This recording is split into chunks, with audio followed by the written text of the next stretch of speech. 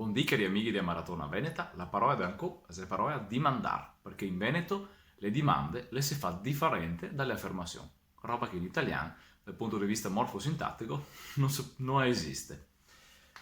Facciamo un esempio. Suito. Te si matto.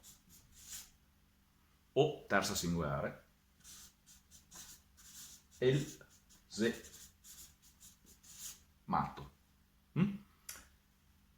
Segnati chattemo sta qua, come se la farà diventare una domanda sta roba qua? E il verbo, che è sto qua, è ad andare prima del pronome soggetto.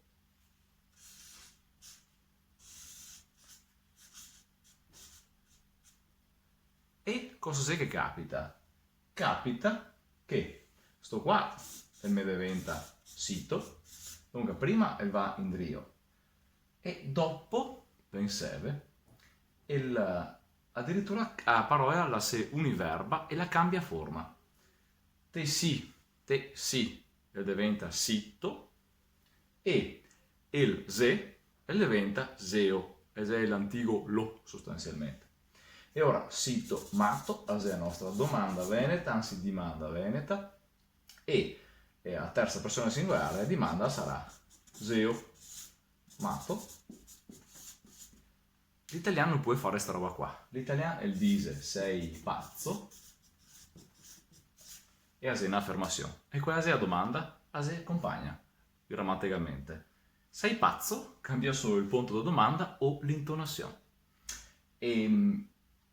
Però uno può dire, ma io dico mio sito matto. Sì, vero, perché lui dice tu sei matto, per esempio, in bel mat. Cosa capita? Che se varia la fonetica dei tocchi, ma non si mia varia la morfosintassi, le regole di costruzione. Dunque il tu sei mat e diventa se tu mat, stessa identica roba. Io non dico mia se, mi dico le o le. E cosa cambia? Che il è invece del se e va sempre allo stesso posto e vi fuori invece del eomato, vi fuori eomato. È vero o non è vero? Ecco, vedi che quando si dice che le regole strutturali le si accompagne, è proprio se effettivamente così. E si vede particolarmente sulle domande, dove in Veneto si fa l'inversione interrogativa che si fa in inglese. You are crazy. Domanda. Are you crazy? Orco can. Dunque il Veneto fa le domande con l'inversione interrogativa che è anche in inglese, in francese e in tedesco. Sta roba è impossibile in lingua italiana, vedi, non si può farla in italiano. E come fai a sapere che il Veneto sia un dialetto dell'italiano, dunque un derivato, è impossibile. E come si può dire che il Veneto è assolutamente inutile e meglio imparare l'inglese? Ecco, che usa una struttura veneta che uno che sa solo l'italiano non è mia buono da imparare, ma uno che sa il veneto lo impara spontaneamente perché anche se non era buono. E forse è il caso che imparemo l'utilità che gasta la lingua, che è fondamentale. Secondo me è il nostro futuro. Abbiamo fatto il caponco, la nostra maratona veneta la va avanti, con la voce un poco bassa.